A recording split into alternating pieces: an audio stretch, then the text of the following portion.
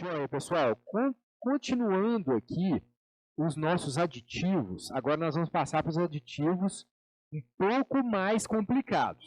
Vamos lá, que agora todos esses dão pano para a manga. E todos esses necessitam de uma análise acurada e individualizada de cada caso. Então agora o aditivo, ele é o seguinte, ele tem acréscimo de garantia sem liberação de crédito suplementar. Então, em primeiro lugar, não aplica o desconto, porque não tem crédito suplementar. O que acontece? O banco, por algum motivo, verifica que as garantias dadas, elas são insuficientes. Então, o banco pede mais garantia, mas não substitui, não. O banco só pede novas garantias, que é então a chamada garantia suplementar, que é a garantia para reforço da dívida. Se o banco trocasse uma pela outra, é o exemplo que a gente já tratou. Mas agora o banco, ele quer uma nova garantia. Então ele chega lá e fala, olha, não está tendo crédito suplementar nenhum, mas eu estou oferecendo mais um imóvel em hipoteca. Não é substituição. Então, aí, como diz a nota técnica do CORE, fala o seguinte, nessa hipótese, sendo oferecida uma garantia de reforço, não será necessária a divisão do valor da dívida pelo número de garantias já registradas para o cálculo dos emolumentos.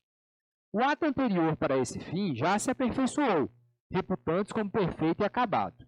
Embora não se submeta à divisão, o registro dessa nova garantia estará limitado ao potencial econômico, como explicitado no item 4 da nota técnica. Então, tratando-se de bens imóveis, será feito o registro dessa nova garantia na respectiva matrícula, conforme item 5E da tabela de emolumentos. E se for bens móveis, no livro 3, na tabela 5E. Também poderá ser feita uma eventual averbação de localização sem conteúdo financeiro. Como não está ocorrendo liberação de crédito suplementar, nenhuma averbação precisa ser feita nos registros de hipoteca, alienações fiduciárias ou penhores já realizados. Então, seguinte, primeiro, vejam só, eu venho e trago mais um imóvel. Agora eu não estou substituindo nada, eu trago a matrícula 1000 da comarca de Sacramento.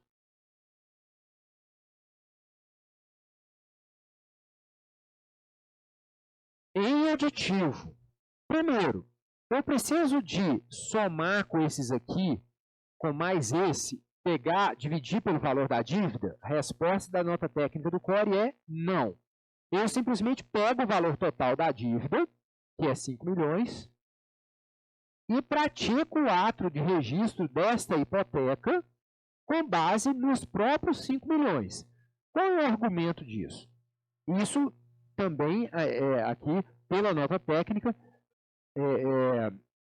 com a limitação do valor, no caso de cédula.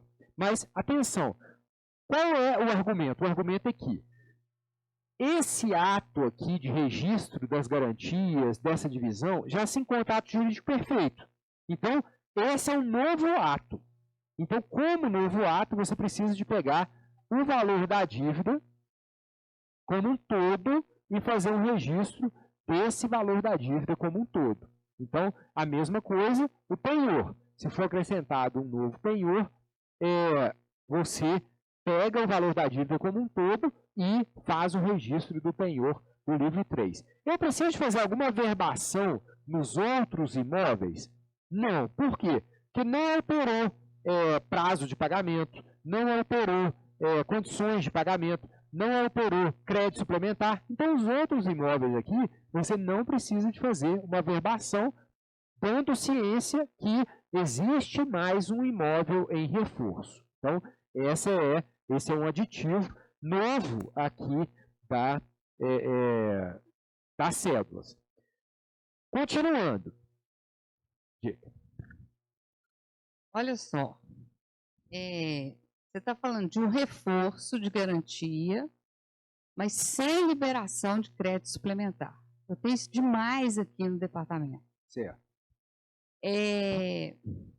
Quando se pensa que o ato está perfeito e acabado, por que eu estou dando um reforço de garantia se eu não estou pactuando um novo crédito? E aí a pergunta que sempre vem, não deveria ser ter uma emissão de uma nova cédula? Não seria um novo negócio jurídico? Como que cabe um aditivo para reforço de garantia se não tem crédito suplementar liberado? É algo assim que foge à nossa compreensão, se a gente tomar só verificando o que é apresentado para a gente. Mas isso é apresentado para a gente. E aí a gente tem a opção, mas então eu quero exigir uma nova cédula. É possível?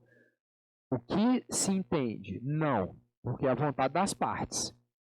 Em sendo a vontade das partes, nós consideramos que esse reforço de garantia é um novo negócio jurídico. Eu não estou apresentando uma nova cédula, mas eu estou entendendo que isso aqui não vai ser tratado em conjunto com esses demais aqui. Por quê? Se você quiser se apresentar com o crédito suplementar, é justamente o que a gente vai trabalhar agora. Inclusive aplicando-se descontos, etc. Se você quiser se apresentar sem o crédito suplementar, então você está com um novo negócio jurídico aqui. Não é um novo negócio jurídico, mas um novo registro para ser realizado aqui, sendo que essa divisão já foi realizada. Não essa base cabe, de cálculo. isso entende que não cabe ao registrador entrar nesse mérito. Eu não exigiria ser refeito o negócio jurídico. Eu não tenho elementos para falar, está tendo erro, dolo, coação, fraude, simulação. Eu entendo que eu não estou vendo elementos assim, pelo que me é apresentado.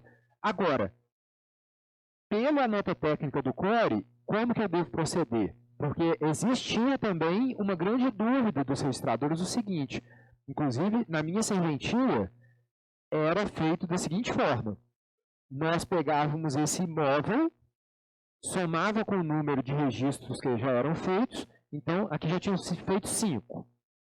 Aí com mais esse seria 6. Aí eu não vou refazer esses atos já foram feitos com base em 1 milhão, etc. Eu pegava os 6 imóveis, dividia 5 milhões por 6, aí pegava essa base de cálculo para a prática desse ato. Era assim que eu fazia. Agora não. Para obediência e padronização, eu vou fazer o seguinte: chegou isso aqui, eu vou fazer com base essa hipoteca nos 5 milhões. A pessoa vai achar esquisito, porque vai falar assim, mas no contrato inicial, que era de todos os 5 milhões, essa hipoteca aqui, eu paguei tanto de emolumentos. Essa aqui, eu vou pagar muito mais. E é só um aditivo. Eu vou falar assim, sim, mas o que acontece é que houve uma liberação, um aditivo sem liberação de crédito suplementar para não sei o quê. Então, esse é um negócio jurídico autônomo. É como se você tivesse vindo pela primeira vez e me apresentado só ele com os 5 milhões. Aí eu te cobraria exatamente esse valor que eu estou te cobrando agora. Então, é uma questão difícil, tormentosa, mas foi padronizada pelo CORE nesse sentido. Então, eu vou respeitar, porque eu tenho para mim que as posições institucionais, eu respeito ainda, essa eu nem concordo nem discordo, essa específica, mas algumas posições institucionais eu discordo, até veementemente, mas eu cumpro da mesma forma, porque eu tenho que dar uma padronização ao cliente e eu tenho até que ter substrato para quando alguém reclamar, falar assim, olha, eu estou fazendo a posição institucional, então eu sigo a padronização. Então esse caso é um caso um pouco difícil mesmo. As minhas questões mesmo que eu estou levantando é justamente por isso, porque a gente busca esta padronização, em especial aqui na SESC, que a gente atende muito o interior, né? Então, é o ideal que todos falem a mesma língua, né? Exato. Interpretação. Entre aspas, para o bem e para o mal. Então, por exemplo, nos exemplos que eu dei a respeito da sessão de meação, eu tenho uma posição bem consolidada do que eu penso a respeito e expus hoje. Mas, se o CORE fizer uma nota técnica contrária ao meu entendimento, eu vou seguir perfeitamente. Por quê? Porque eu acho mais importante que os registradores se adequem às posições institucionais do que tenham tese jurídica e enfraqueça não só o próprio registrador, como a classe. Então, eu sou dessa teoria. Então é o seguinte, outros aditivos. Agora, aditivos com liberação de crédito suplementar. Então, sempre que tiver liberação de crédito suplementar, aplica-se os descontos do inciso 11 da Lei de Emolumentos. Então, vamos lá. Então, os descontos, não cobrança de arquivamentos e também a limitação ao potencial econômico. Então, para esse enquadramento, que é aditivo sem acréscimo de garantia e com liberação de crédito suplementar. Então, esse era o negócio jurídico inicial, liberação de 5 milhões. Agora eu vou liberar mais 1 milhão para a pessoa, mas eu não vou adicionar nenhuma garantia. Eu vou simplesmente liberar mais 1 milhão de reais para a pessoa. Então eu tenho aqui mais 1 milhão. Esse é o aditivo. Vejam que é sem acréscimo de garantia. Então, só liberei 1 milhão, quero constar isso nas matrículas. Para o enquadramento, considere-se a diferença entre o valor inicial da dívida e o valor agora liberado. Caso o valor seja negativo, usar uma verbação sem conteúdo financeiro.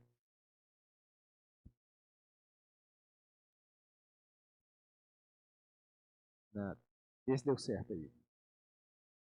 Então é o seguinte, vamos supor que venha claro no instrumento, falando assim, qual é o crédito suplementar? 1 milhão. Essa é a base de cálculo.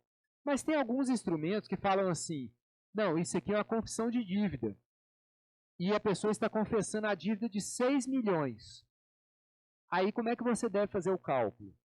Essa confissão de dívida de 6 milhões, você subtrai do valor inicial e tem a base de cálculo que seria considerado como seu crédito suplementar, 1 milhão. Há controvérsias em relação a essa conta? Sim, há controvérsias. Mas também a nota técnica do CORE foi explícita em colocar, falando o seguinte, considera-se a diferença entre o valor inicial da dívida e o valor agora liberado. Caso o valor seja negativo... Então, agora, até aí a nota técnica do CORE. Agora, isso aqui já é interpretação minha. Se você, por exemplo, se a pessoa chega aqui e fala assim, passaram vários anos, aí ela vem com um instrumento de confissão de dívida, que ela confessa que agora ela deve ao banco 4 milhões.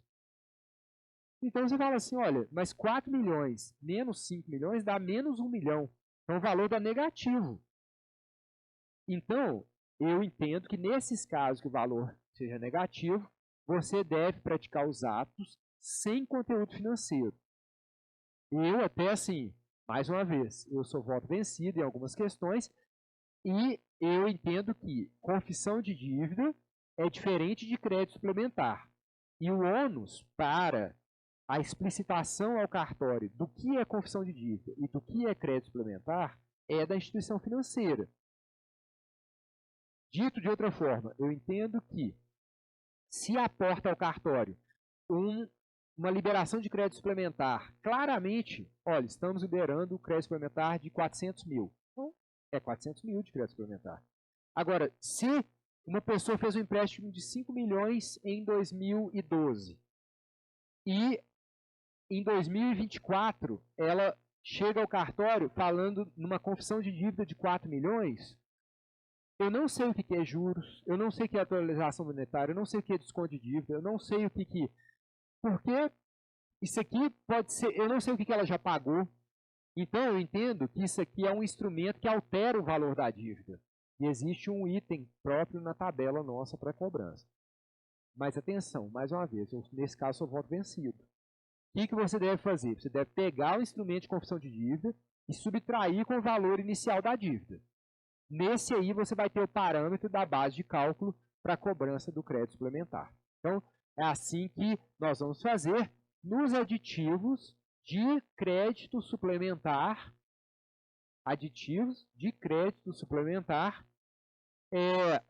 você vai pegar o crédito que foi liberado.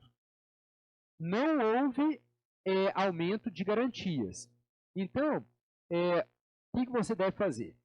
Serão feitas tantas averbações com conteúdo quantos forem os registros já efetivados. Não se aplica a divisão, posto que ela se destina aos atos de registro e não de averbação, conforme artigo 10, parágrafo 3º. Então, o que você deve fazer? Teve 1 milhão de crédito suplementar.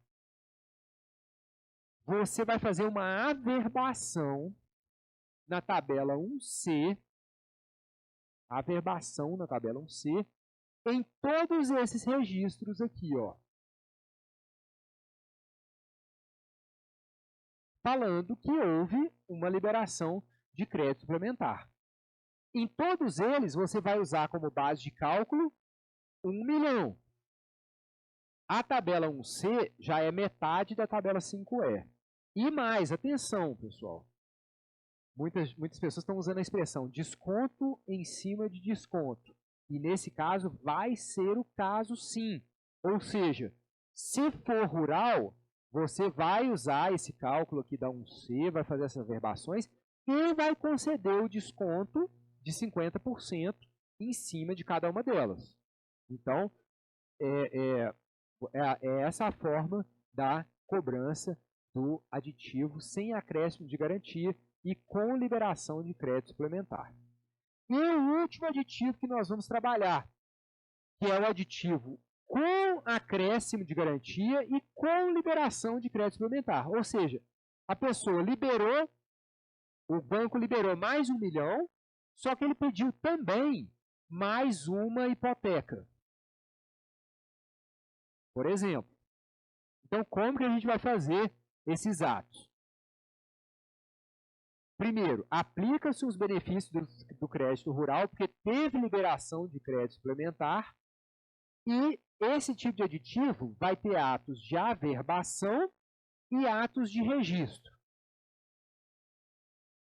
Os atos de averbação são esses aqui justamente, nas matrículas anteriores, na 1C, se for o caso com mais o desconto de 50%, que é o desconto sobre desconto, que vai ser aplicado sim, em cima de cada um dos registros que já foram feitos.